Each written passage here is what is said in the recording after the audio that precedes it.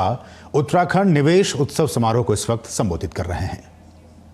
बड़ा योगदान किया है ऐसे पूजनीय बाबा रामदेव जी, डॉक्टर सुनील राय, अध्यक्ष यूपीएस शिक्षण संस्थान, श्री पवन अग्रवाल जी, राज्य के मुख्य सचिव महोदय, यहां पर उपस्थित सभी जनप्रतिनिधि, सांसद, विधायक और आज उत्तराखंड के विकास को गति देने के लिए यहां पधारे हुए सभी उद्योजक भाइयों बहनों और उपस्थित सभी भाइयों बहनों को मेरा राम राम प्रणाम।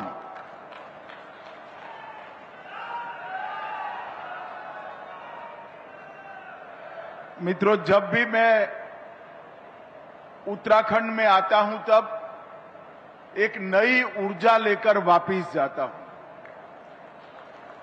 क्योंकि उत्तराखंड में आते ही चारों धामों में बैठे हुए देवी देवताओं का, मां गंगा, यमुना का और अनेक यहां पर बैठकर आध्यात्म की अहलेख जगाने वाले संतों का आशीर्वाद यहां आने के साथ ही प्राप्त हो जाता है। मैं हमेशा उत्तराखंड से चेतना लेकर ही वापस गया हूं। ये उत्तराखंड को इसीलिए देवभूमि कहते हैं। एक और तो पर्वत की चोटियां पूरे भारत को ही नहीं, पूरी दुनिया को आध्यात्म की ऊंचाई पर ले जाने का काम करती हैं। यहां बसे हुए संत महात्मा हजारों वर्ष से गंगा के साथ बहती अपनी भारतीय संस्कृति को और मजबूत और पावन करने का काम कर रहे हैं। और यहां की नदियां आधे भारत का पीने का पानी, खेती का पानी और जीवन को दान करने का काम यहां की नदियां करती हैं। प्रकृति और संस्कृति, इसका यहां एक अनूठा संगम हमें देखने को मिलता है। परंतु आज यहां पर उत्तराखंड के विकास उत्सव के लिए मैं आया हूं। भाइयों बहनों, 2023 में ग्लोबल इन्वेस्टर्स समिट जब हुई, मैं इसके समारोह में आया था और वहां पर मुझे एक चिट पर पुष्कर जी ने लिख कर दिया कि साहब 3,56,000 करोड़ का इन्वेस्टमेंट हो के एमओयू आए। मैंने पुष्कर धामी को वैसे ही कहा था कि पुष्कर जी, एमओयू लाने में कोई पराक्रम नहीं है, उसको जमीन पर उतारने में पराक्रम है।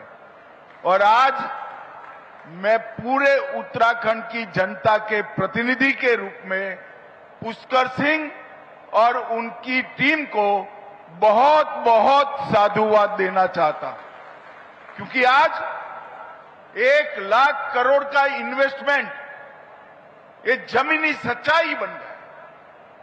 मैं ऐसे राज्य से आता हूं जो हमेशा से इंडस्ट्रियल इन्वेस्टमेंट में बहुत आगे होता है, परंतु मुझे मालूम है कि मैदानी राज्य में इन्वेस्टमेंट लाना और पहाड़ी राज्य में इन्वेस्टमेंट लाना, दोनों में पहाड़ चढ़ने से भी ज्यादा कठिनाई होती है।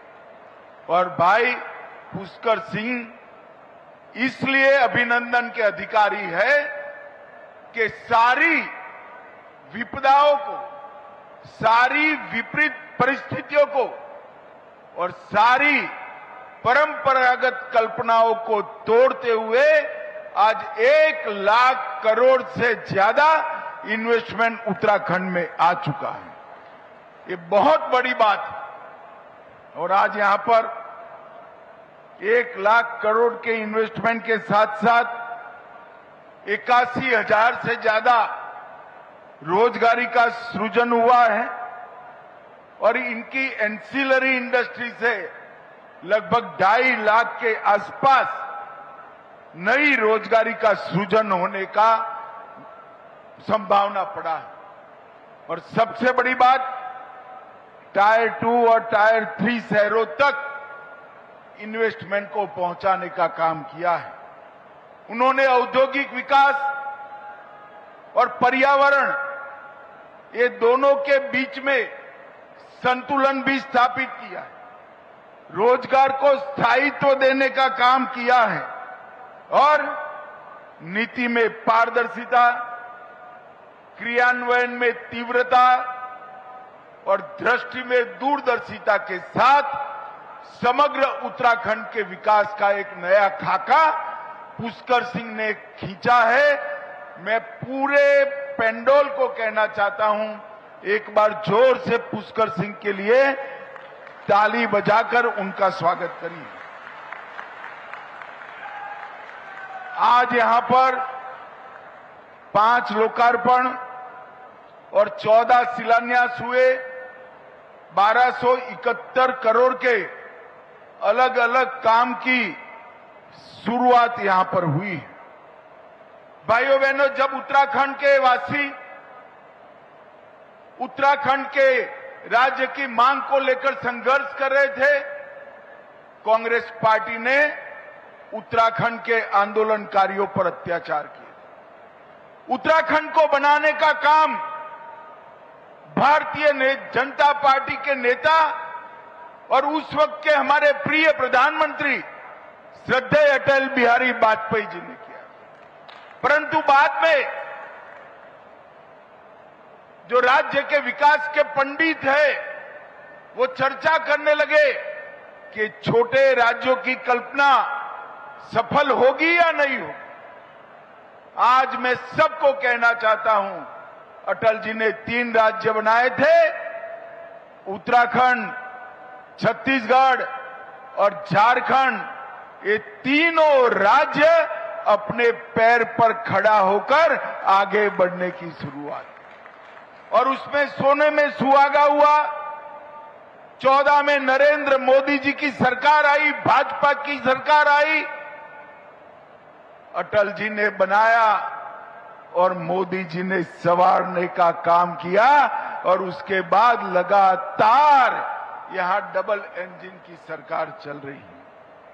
मोदी जी ने विकास का जो पूरे देश के अंदर एक खाका खींचा, इंफ्रास्ट्रक्चर का विकास हो, एजुकेशन पॉलिसी में स्पष्टता लानी हो, देश की औद्योगिक विकास की नींव डालनी हो, अर्थतंत्र को आगे बढ़ाना हो, हर क्षेत्र में मोदी जी ने कई रिकॉर्ड बनाए। इंफ्रास्ट्रक्चर की मैं बात करूं, राष्ट्रीय राजमार्गों की लंबाई में सिर्फ 10 साल में 60% वृद्धि नरेंद्र मोदी सरकार ने की। ग्रामीण क्षेत्रों में नई 8 लाख किलोमीटर गांव को जोड़ने वाली सड़कें बनाने का काम किया है। 333 जिलों में सुविधाजनक वंदे भारत ट्रेन पहुंची। 45,000 किलोमीटर का रेलवे कई लाइनों का विद्युतीकरण हुआ। 88 नए हवाई अड्डे बने और इनलैंड वाटरवे कार्गो में 11 गुना वृद्धि ये 10 साल में हुई। भाइयों बहनों, और इस सब का नतीजा है कि अटल जी इस देश की अर्थव्यवस्था को 11वें नंबर पर छोड़कर गए थे। मोदी जी 10 साल में 11वें नंबर पर से 4थे नंबर पर देश की अर्थव्यवस्था को लेकर आए।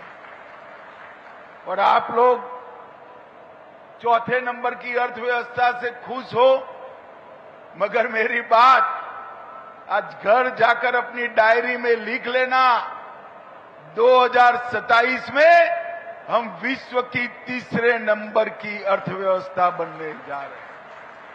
जिस गति से विकास आगे बढ़ा है, निर्यात हमारा 2 गुना हुआ सर्विस का और 76% निर्यात बढ़ा। हम कई सालों से सबसे ज्यादा तेज गति से बढ़ने वाली अर्थव्यवस्था बने। एक जमाने में कहते थे कि इंफ्रास्ट्रक्चर बने, औद्योगिक विकास हो तो गरीबों का कल्याण नहीं हो सकता। ये मिथक को नरेंद्र मोदी जी ने गलत साबित किया। इस देश के 80 करोड़ गरीबों को 5 किलो अनाज मुफ्त देकर खाद्य सुरक्षा सुनिश्चित की गई। 55 करोड़ लोगों को 5 लाख तक का दवाइयों का और हॉस्पिटलाइजेशन का पूरा खर्चा माफ हो गया। 16 करोड़ घरों में आजादी के बाद पहली बार नल आया। 12 करोड़ घरों में शौचालय पहुंचाया। 13 करोड़ घरों में एलपीजी का सिलेंडर पहुंचा और 3 करोड़ घरों में पहली बार बिजली आई और 4 करोड़ लोगों को घर देने का काम भी ये भारतीय जनता पार्टी की नरेंद्र मोदी सरकार ने किया। और ये सब करते करते 25 करोड़ गरीबों को गरीबी रेखा के ऊपर लाने का काम किया है। मित्रों, मोदी जी ने 2047 विकसित भारत की कल्पना की है। एक संकल्प देश के जनता के सामने रखा है। मगर मैं आज देवभूमि के प्रिय वासियों को कहकर जाना चाहता हूं, विकसित उत्तराखंड का बगैर विकसित भारत का निर्माण संभव नहीं। जब तक हमारे छोटे राज्य आगे नहीं बढ़ते हैं, देश के अंदर सम विकास नहीं हो सकता। पूर्व के राज्य जब तक आगे नहीं बढ़ते हैं, देश के अंदर सम विकास नहीं हो सकता। इसीलिए भारतीय जनता पार्टी की केंद्र सरकार ने छोटे राज्यों के विकास पर और पूर्वी राज्यों के विकास पर विशेष ध्यान दिया है। और जहां तक उत्तराखंड का सवाल है, एक ज्योतिर्लिंग, 3 शक्तिपीठ, 4 धाम, पंच प्रयाग, पंच केदार और सप्त बद्री जहां विराजमान हो, इसके विकास को कोई नहीं रोक सकता भाइयों, कोई नहीं रोक सकता। जरूरत थी एक सातत्यपूर्ण नीति जो हमारी सरकार ने देने का काम। जरूरत थी मेहनत कर कर यहां पर उद्योग के प्रति रेड कारपेट बिछाने का वातावरण बनाने की, वो हमारी सरकार ने की। जरूरत थी यहां पर पारदर्शिता के साथ सरकार चलाने की, जो हमारी सरकार ने किया है। जरूरत थी अच्छी कानून और व्यवस्था लाने की, वो पुष्कर धामी लेकर आए थे। और जरूरत थी 24 घंटे 365 दिन पर्यटक आते रहे, ऐसी संरचनाओं को बनाने की, वो भी पुष्कर सिंह धामी ने बनाया है। और 360 डिग्री दृष्टिकोण से ऑफ सीजन ही न हो, इस तरह से हमारे टूरिज्म को आगे बढ़ाने का काम किया है। भाइयों बहनों, मोदी जी ने भी उत्तराखंड को देने में कोई कमी नहीं छोड़ी है। मुझे याद है कुछ एक्टिविस्ट जब हमारे 4 धाम के बारमासी रोड को, ऑल वेदर रोड को रोकने का प्रयास कर रहे थे, मोदी जी ने बड़ी शिद्दत के साथ भारत सरकार के वकीलों को सुप्रीम कोर्ट में खड़ा किया और ऑल वेदर रोड को 4 धाम तक पहुंचाने का काम किया। कुछ काम बाकी है, 8-10% जिस दिन ये काम हो जाएगा, 12 माह हमारे उत्तराखंड में पर्यटकों का तांता लगेगा। भाइयों बहनों, 2700 करोड़ से हेमकुंड साहिब तक गोविंद घाट से 12 किलोमीटर लंबा रोपवे और 4000 करोड़ से सोनप्रयाग केदारनाथ रोपवे, ये आने वाले दिनों में पूरे विश्व से पर्यटक को यहां खींचने का काम करेंगे। और श्रद्धालुओं को लिए कई ऐसे रोड बनाए जो दिल्ली के साथ जोड़ने का काम किया। एक राज्य में मुझे तो आश्चर्य होता है, एक छोटे से राज्य ने इतनी ढेर सारी पॉलिसियां बनाई और एक स्थायी पॉलिसी के कारण औद्योगिक निवेश का वातावरण बना। टूरिज्म पॉलिसी बनी, एमएसएमई पॉलिसी बनी, स्टार्टअप पॉलिसी बनी, फिल्म सिटी पॉलिसी बनी, सर्विस सेक्टर के लिए पॉलिसी बनी, आयुष के लिए पॉलिसी बनी और सारे अप्रूवल सिंगल विंडो कर उद्योगपतियों का बहुत सरलीकरण करने का काम पुष्कर सिंह धामी ने किया है। मैं फिर से उनको बहुत बहुत बधाई देना चाहता हूं। यहां मैं आया हूं तब ये भी कहना चाहता हूं, आयुर्वेद, योग, प्राकृतिक उपचार और जैविक खेती, ये चारों आने वाले दिनों में उत्तराखंड के विकास का आधार बनने वाले और चारों क्षेत्रों में यहां परंपरा भी है, वातावरण भी है और जनता की श्रद्धा भी। ये चारों क्षेत्रों में अनेक गुना ज्यादा इन्वेस्टमेंट और टूरिस्ट को लाने की एक बहुत बड़ी संभावना पड़ी है। यहां जो अंतर्देशीय कंटेनर डिपो बने हैं, ये निर्यात और लॉजिस्टिक को आगे बढ़ाएंगे। हरिद्वार, देहरादून, उधम सिंह नगर, उसमें प्लग एंड प्ले की सुविधाएं खड़ी हो रही है। स्टार्टअप के लिए ढेर सारी योजनाएं लाए हैं और एक प्रकार से यहां विकास का समग्र वातावरण पुष्कर सिंह के नेतृत्व में भारतीय जनता पार्टी की सरकार ने बनाया है। मित्रों, आज मैं यहां आया हूं, मेरा पॉलिटिक्स करने का कोई इरादा नहीं था, परंतु ये कांग्रेस के लोग जो है वो किसी भी अच्छे काम में, जैसे कोई दूध में नींबू निचोड़ देता है ना तो दूध फट जाएगा, इसी प्रकार से राजनीति करने के आदि। सुबह सुबह ट्वीट किया, अमित भाई उत्तराखंड को क्या मिला वो कह कर जाना। मैं कांग्रेसियों को कहना चाहता हूं, मैं तो उत्तराखंड को क्या दिया भारत सरकार ने इसका हिसाब देता हूं, मगर आप जरा, आपकी 10 साल सरकार थी तब क्या किया उसका हिसाब देंगे क्या? वो नहीं देंगे तो दोनों हिसाब मैं ही दे देता हूं। भाइयों बहनों, 2004 से 14 कांग्रेस की सरकार चली, उत्तराखंड को डिवेल्यूशन और ग्रांट इन एड के कुल मिलाकर 53,000 करोड़ रुपया दिया। मेरी बात ध्यान से सुनना, 53,000 करोड़। अब 10 साल सरकार उनकी भी चली, 10 साल सरकार हमारी भी चली, उन्होंने 53,000 करोड़ दिया। 4 से 14 में मोदी जी ने 14 से 24 में 1,86,000 करोड़ रुपया दिया, 3.5 गुना ज्यादा।